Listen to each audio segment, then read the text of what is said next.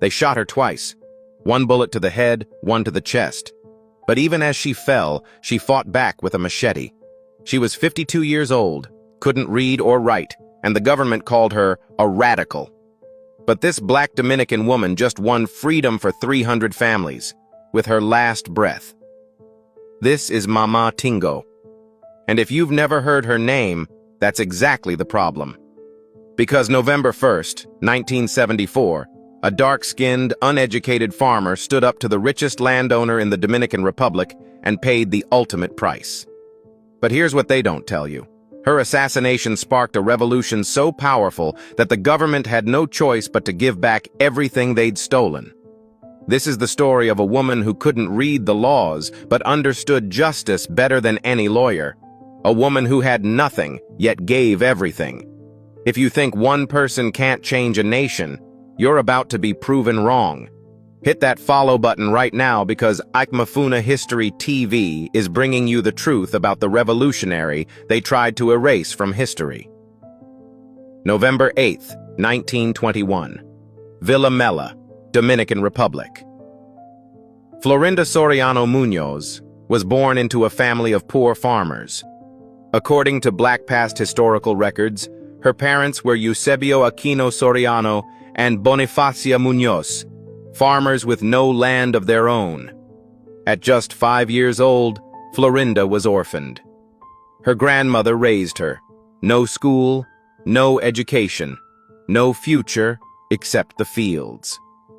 At 30 years old in 1951, she married Felipe, a farmer, and inherited her father-in-law's small plot of land in Hato Viejo. According to Wikipedia's comprehensive documentation, she and Felipe had one son, Domingo. For over 20 years, Mamá Tingó, a nickname her friends gave her because of her motherly nature, worked that land with her bare hands. She built a life from nothing, and according to Bellatina historical archives, she became the heart of her community, the woman everyone turned to, the one who cared for neighbors like they were her own children. Then 1974 arrived, and everything changed. Pablo Diaz Hernandez, a wealthy landowner backed by government elites, declared that he owned 8,000 acres in Hato Viejo, land that 350 families had farmed for over half a century. According to the African American Registry, Hernandez enclosed the land with barbed wire and sent bulldozers to destroy the farmers' crops. Armed men patrolled the perimeter. Families who had lived there for generations were told to leave, just like that. But Mamá Tingó wasn't going anywhere. According to Women's Media Center documentation, she joined the Federation of Christian Agrarian Leagues, FEDELAC, and immediately emerged as the group's leader. This 52-year-old woman who couldn't read or write suddenly became the voice of the voiceless. She organized protest rallies. She led marches. She looked government officials in the eye and demanded justice. And here's what the government did. According to multiple historical sources, they labeled her a radical. They called her a dark-skinned troublemaker with no education and no credibility. They tried to discredit everything she stood for because she was black, because she was poor, because she was a woman. But Mamá Tingó didn't stop. She and her husband Felipe even went directly to President Joaquin Balaguer, one of Trujillo's protégés, to fight for those 300 families. Balaguer promised to distribute the land fairly. He lied. The protests intensified. The government arrested over a dozen farmers, including Mamá Tingó. According to Face-to-Face Africa historical documentation, she became such a threat to the power structure that they had no choice. They granted her a court hearing. November 1st, 1974. The Monte Plata court. This was it. The moment when a poor, uneducated black woman would stand before a judge and demand that the rich and powerful return what they'd stolen. But Pablo Diaz Hernandez didn't show up to court. According to Black Past and Wikipedia records, during the hearing, someone told Mamá Tingó that her pigs had gotten loose.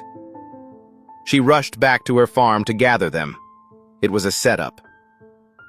When she arrived, Ernesto Diaz, the foreman hired by Pablo Diaz Hernandez, was waiting. He had released her pigs deliberately. He was hiding. According to African American registry and multiple eyewitness accounts, as Mamá Tingó tried to gather her animals, Ernesto Diaz emerged with a shotgun. She grabbed her machete. This grandmother, this farmer, this revolutionary. She fought back, but he fired. One shot to the head, one shot to the chest. Mamá Tingó fell. She was 52 years old. The news of her murder exploded across the Dominican Republic. According to Women's Media Center, public outcry was immediate and massive. The government couldn't ignore it. The same officials who had called her a radical, who had dismissed her because of her skin color and lack of education, were forced to act. In response to the outrage over her assassination, the Dominican government returned the land Pablo Diaz Hernandez had seized to more than 300 impoverished farmers. Mamá Tingó won in death what she had struggled for in life. According to Wikipedia, she is now honored with a statue in Monte Plata that describes her work as an activist and fighter for farmers' rights. A station on the Santo Domingo Metro system is named after her, the Mamá Tingó station in Villamella.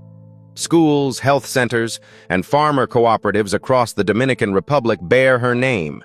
The region of Hato Viejo itself was renamed Distrito Municipal Mamá Tingó in 2010 through Law 47-10. And here's the wisdom that captures everything she stood for. Though Mamá Tingó couldn't read or write, those who knew her remember her saying that land belongs to those who work it, not those who steal it. She lived by the belief that even the smallest voice deserves to be heard, and that dignity is not determined by education or wealth, but by the courage to stand up when everyone else sits down. So here's my question for you. Why don't we know her name?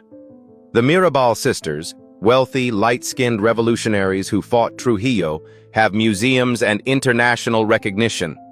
But Mamá Tingó, a dark-skinned, poor, uneducated black woman who gave her life for 300 families, is barely mentioned in history books. That's not an accident. That's anti-Blackness. That's classism. That's erasure. And we're not going to let it continue.